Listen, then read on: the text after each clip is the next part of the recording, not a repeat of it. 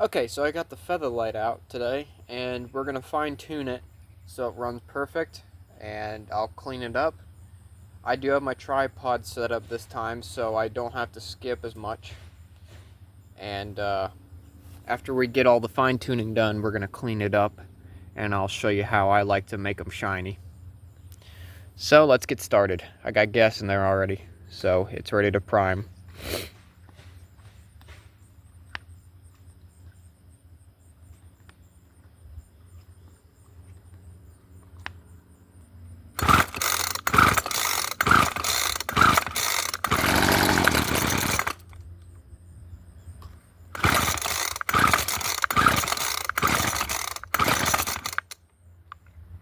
Before I continue any further, this is the tool I'm going to be using. I don't have the special tool, nor do I want to get one, so I'm just going to use this Bic pen.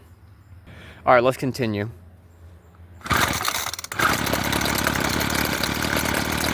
And let it warm up. I'm going to take the pen now, and what we're going to want to do, take the ink out. We don't need that. Alright, so now we're just left with this. It was running rich, so I'm just going to give it a little twist. Try it.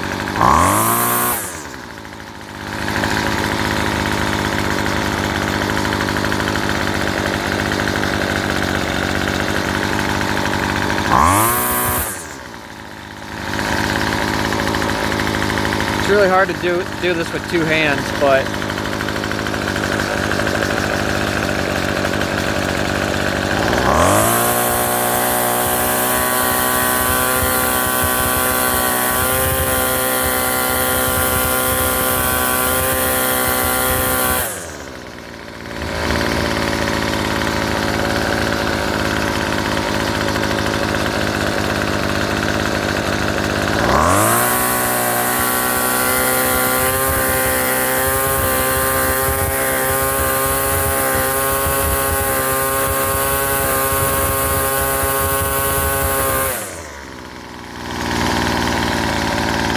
the thing's smoking a lot.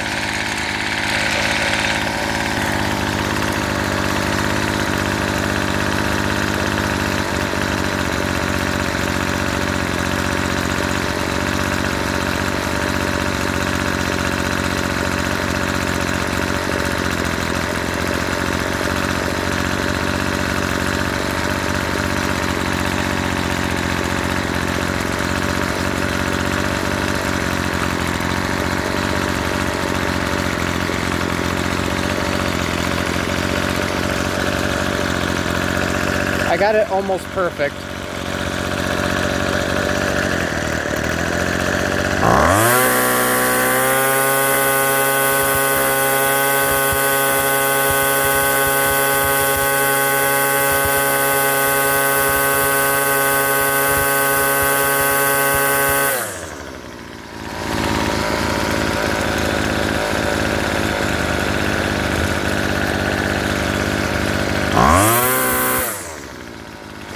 Alright, that's it.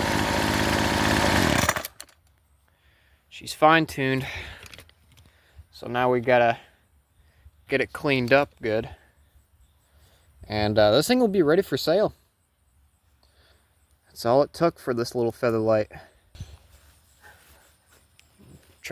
Let's get this a little closer here.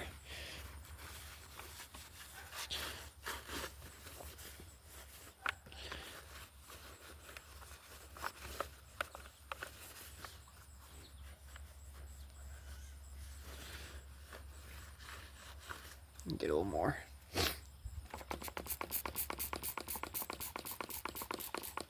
So after this step is complete,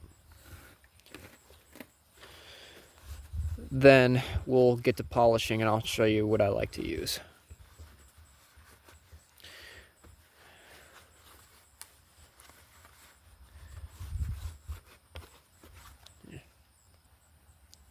And clean the gas tank too.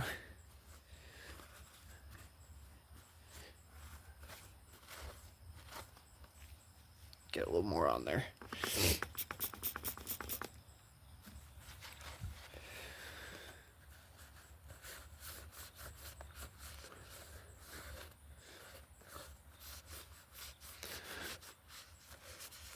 This thing used to have a fuel leak in it.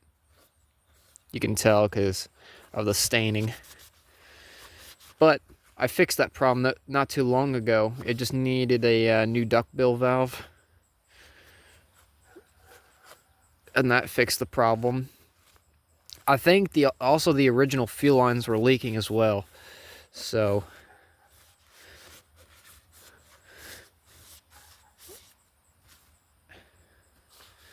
all right.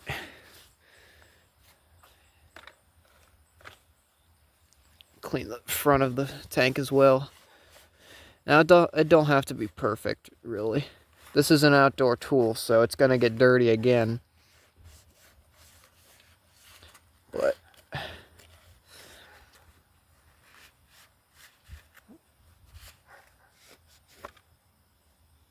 if I had a brush, that would also work too, but I don't have one. And clean off the air box too. I can actually take this apart too. I'm gonna take it off. Let's just lift up. Let's see how this works. Yeah, you lift it up. And there's the broken air filter. See, it's got the hole in it. Poor thing.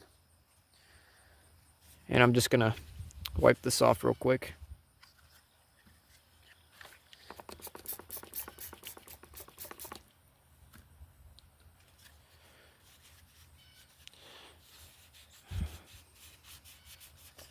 I'll leave my tripod by the shed so I don't have to bring it out every time. It's already right there.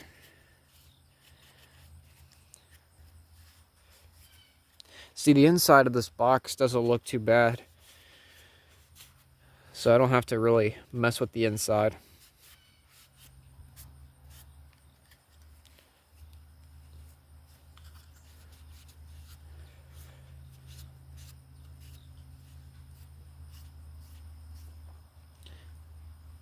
Okay.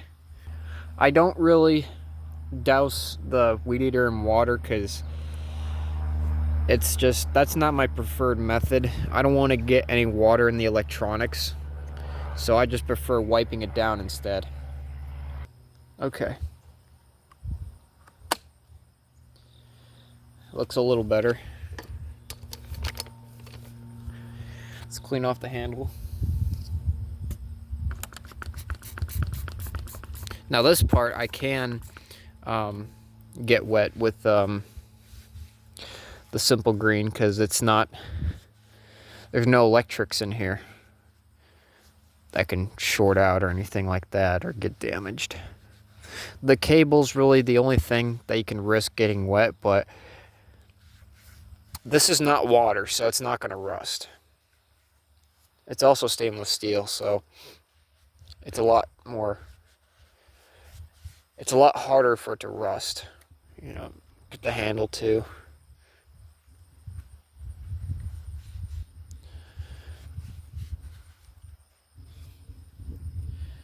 And then the last thing we need to do is the guard down there.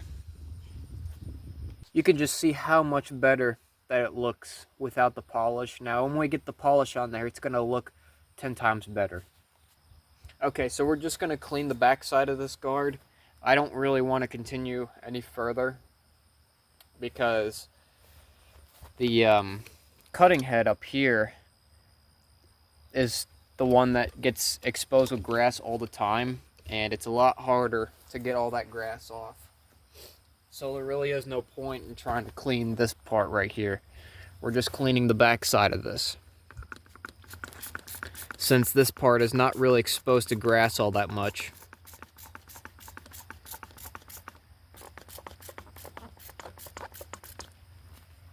Okay.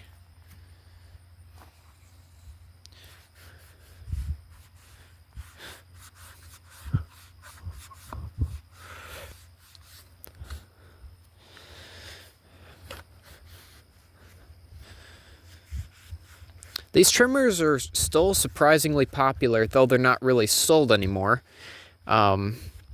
They are still one of the lightest gasoline-powered trimmers that you can get. Everybody likes them because they're simple, they're easy to handle, and because this one has no clutch on it, it's also cheaper. I don't know if I want to polish this guard. I don't think I'm going to, because it's going to get exposed to grass again, so I think a simple degreasing will be fine. You can see how much we got off. So this is my method of getting it perfectly polished. So what I like to use is this stuff. Well, any brand will do as long as it polishes good. So I have two different types of paper towels, or I'm sorry, two different towels here. This is just a clean paper towel, that's to apply it. And then this is a microfiber towel. This is to get rid of the wet wax and to leave a nice smooth finish. Alright, so I'm gonna put this in a clean spot where it cannot get dirty. And we're gonna take this paper towel here to apply the wax. Alright, let's get to polishing. I don't really have a whole lot on here, just a little bit. And what you want to do is just spread it around in a very thin amount.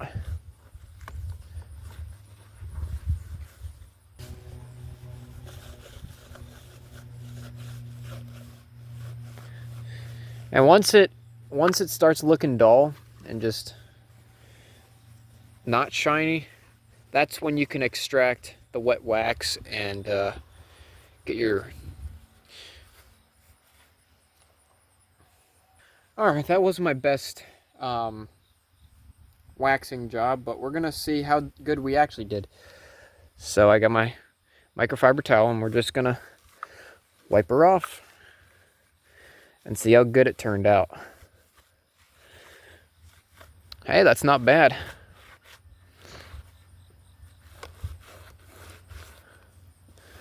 It looks pretty good. See how clean that is.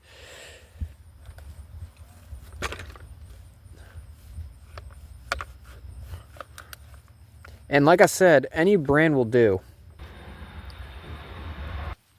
Alright, so here's the finished product. So it's nice and, I mean, you can almost see me through it. Well, you kind of can, but it's green. It's a lot better. It's not perfect, of course, because there's scratches in it from being 17 years old, but I gotta clean this handle off real quick because that's bugging me. Alright, that's better. So, that's it, guys. Thank you guys for watching.